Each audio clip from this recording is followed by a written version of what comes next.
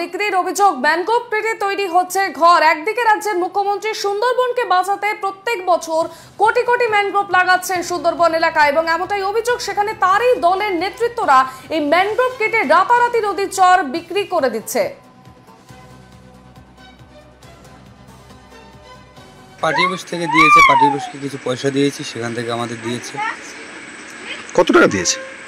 ওই 46,000 টাকা পড়েছে। পার্টি অফিসের আর কি সভাপতি। টাকা দিয়ে দিয়েছেন? টাকা দিয়েছিলাম 4 বছর আগে। 4 বছর আগেই জায়গাটা নিয়েছিলাম, তখন দিয়েছিলাম টাকা। 46,000 টাকা পড়েছিল।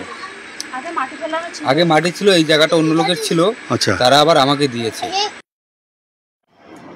দেখুন, কাকদ্বীপের স্বামী বিবেকানন্দ অঞ্চলের নতুন পল্লী এলাকায় তৃণমূলের নেতারা 70,000 80,000 টাকার বিনিময়ে নদীর চর বিক্রি করে দিচ্ছে, দিয়ে নতুন বসতি স্থাপন করিয়ে দিচ্ছে এবং তাদেরকে আবার সরকারিভাবে পঞ্চায়েতের ট্যাক্সও দিয়ে দিচ্ছে। আজকের আমরা আতঙ্কিত যে তৃণমূল নেতারা কোন পর্যায়ে গেছে, আজকে নদীর চর বিক্রি করছে। না না, আমার একটু জানা নেই, একদম আমি জানি না এটা কোথায় নদীর চর বিক্রি হচ্ছে, এটা আমি জানি না। আপনারা যেহেতু আমাকে বলছেন, আমি সেটা তদন্ত করে দেখব। আমাদের সঙ্গে সরাসরি রয়েছেন আমাদের প্রতিনিধি অরিজিৎ মণ্ডল। অরিজিৎ, যেখানে মুখ্যমন্ত্রী মমতা বন্দ্যোপাধ্যায় সুন্দরবনকে বাঁচাতে এত ধরনের প্রকল্প নিচ্ছেন, সেখানে তারই দলের নেতৃত্ব তারা এই ম্যানগ্রোভ কেটে সেখানে ঘর তৈরি করছেন। দেখো অর্পিতা, এটাই কিন্তু সব থেকে বড় প্রশ্নের মুখে দাঁড় করিয়েছে এখন সাধারণ মানুষ থেকে শুরু করে শাসক দলের নেতৃত্বকে। কারণ যেখানে রাজ্যের মুখ্যমন্ত্রী প্রত্যেক বছর এই সুন্দরবনকে বাঁচাতে কোটি কোটি টাকার ম্যানগ্রোভ এই সুন্দরবন এলাকায় পোতে, সেই জায়গা থেকে দাঁড়িয়ে কিভাবে এই নদীর চর বিক্রি হয়ে গেল এবং সেই বিক্রি হওয়া নদীর চরের স্থানীয় পঞ্চায়েতের পক্ষ থেকে ট্যাক্স কাটা হচ্ছে। ঘটনাটি কাকদ্বীপ বিধানসভার যে স্বামী বিবেকানন্দ গ্রাম পঞ্চায়েত রয়েছে, সেই স্বামী বিবেকানন্দ গ্রাম পঞ্চায়েতে, যেখানটায় কিন্তু এই ধরনের নদীর চরে একটি দুটি নয় বেশ কিছু মানুষ এই ধরনের বাড়ি করছে এবং তাদের যেমনটা দাবি যে শাসক দলের কাছ থেকেই কিন্তু তারা এই জায়গাগুলি কিনেছে। কারোর থেকে 45,000, কারোর থেকে 60,000, আবার কারোর থেকে 50,000 টাকা নেওয়া হয়েছে, এমনটাই কিন্তু তারা জানাচ্ছে।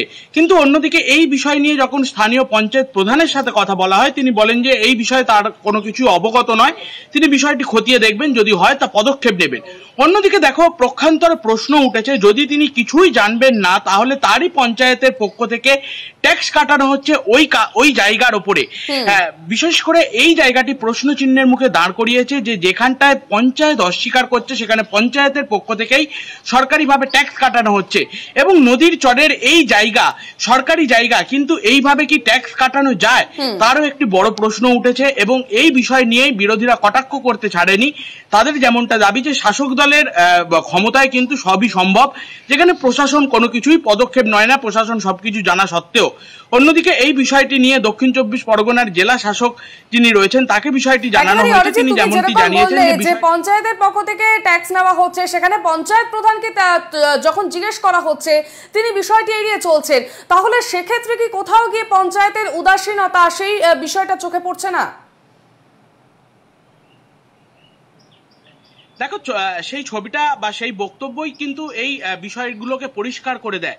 যেখানে পঞ্চায়েত প্রধান অস্বীকার করছে যে বিষয়টি তার জানা নয়, তিনি বিষয়টি জানার পর পদক্ষেপ নেবেন, সেখানটায় একেবারে পঞ্চায়েতের নাম দেওয়া, সরকারি কাগজে সরকারি স্ট্যাম্প দেওয়া, কিভাবে এই ট্যাক্সের কাগজ কাটা হয়েছে, ট্যাক্স কাটা হয়েছে দিনের পর দিন, সেই জায়গা থেকে দাঁড়িয়ে তো অবশ্যই প্রশ্ন চিহ্নের মুখে দাঁড় করাচ্ছে।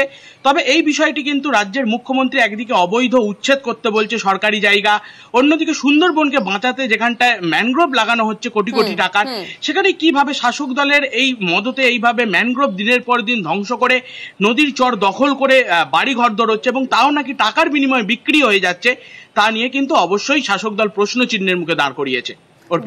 ধন্যবাদ অরিজিৎ।